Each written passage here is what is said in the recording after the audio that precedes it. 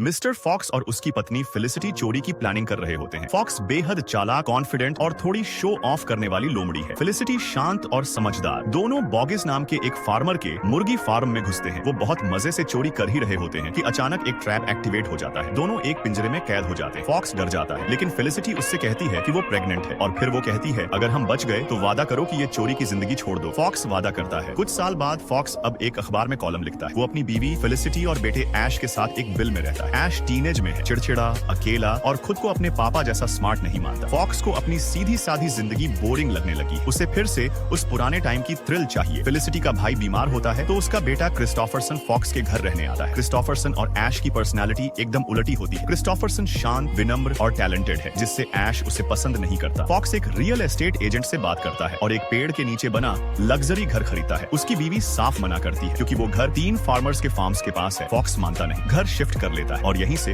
उसकी चोरी वाली फीलिंग्स वापस आने लगती है। फॉक्स अपने पड़ोसी काइली एक opossum के साथ प्लान बनाता है चोरी का। पहली रात वो बॉगिस के चिकन फार्म में घुसते हैं। बेहद चालाकी से एक भी आवाज किए बिना दर्जनों मुर्गियां चुरा लाते हैं। दूसरी रात बंस के फार्म से बतखें और गाजरें उड़ाते हैं। तीसरी रात बीन के शराब स्टोर से एप्पल साइडर की बोतलें ले आते हैं। फॉक्स को मजा आ रहा होता है, जैसे उसके अंदर की वाइल्ड लोमड़ी फिर से जाग गई हो। फार्म्स लुट रहे हैं और तीनों फार्मर्स को गुस्सा आता है। वो समझ जाते हैं कि ये कोई आम जानवर नहीं कर रहा, ये कोई खास है। तीनों मिलकर फॉक्स को पकड़ने का प्लान बनाते हैं। तीनों रात को फॉक्स के घर के बाहर छिप जाते हैं। जैसे ही वो घर से बाहर आता है गोली मारते हैं। फॉक्स की पूंछ उड़ जाती है लेकिन वो बच निकलता है। फार्मर्स समझ जाते हैं कि फॉक्स अब भागेगा नहीं, छुपेगा। वो बुलडोजर मंगवाते हैं और फॉक्स का पूरा पेड़ उखाड़ डालते हैं। फॉक्स, फेलिसिटी, ऐश, क्रिस्टोफरसन और काइली सब जमीन के अंदर गहरी सुरंग में भाग जाते हैं। अब शुरू होती है असली अंडरग्राउंड लाइफ। भूख, डर और गुस्सा। जानवर फॉक्स को दोष देते हैं, तेरी वजह से हम सब खतरे में हैं। ऐश अब और चिढ़ जाता है। उसका बाप क्रिस्टोफरसन की तारीफ करता है, जो हर चीज में ऐश से बेहतर दिख रहा होता है। एक दिन ऐश उसे चुनौती देता है लेकिन हार जाता है। वो गुस्से में क्रिस्टोफरसन के साथ चोरी पर जाता है। बीन का फार्म टारगेट होता है, वहीं क्रिस्टोफरसन पकड़ा जाता है। ऐश भाग जाता है। अब सबको लगने लगता है कि गेम खत्म हो गया। फॉक्स सबके सामने अपनी गलती मानता है। फेलिसिटी भी उससे लड़ती है लेकिन आखिर में साथ देती है। वो सुरंगों के रास्ते तीनों फार्मर्स के गोदाम तक खुदाई करवाता है और चिकन, बतख, शराब, गाजर हर चीज चोरी कर लाते हैं। सारे जानवर अंडरग्राउंड एक बड़ी सी जगह इकट्ठा होते हैं जहाँ सबको खाना मिलता है, छत मिलती है और शांति। फॉक्स और ऐश अब क्रिस्टोफरसन को बचाने जाते हैं। फॉक्स एकदम स्मार्ट मूव करता है। वो बीन के फार्म में जाता है, उसके बीन्स से बंधे सिक्योरिटी को उलझाता है और ऐश चुपचाप क्रिस्टोफरसन को छुड़ा लेता है। बाप और बेटा अब एक टीम बन चुके हैं। फॉक्स को एक सीक्रेट रास्ता मिलता है जो सीधे एक सुपरमार्केट के स्टोरेज में खुलता है। अब उसे चोरी करने के लिए फार्मर से नहीं लड़ना पड़ेगा।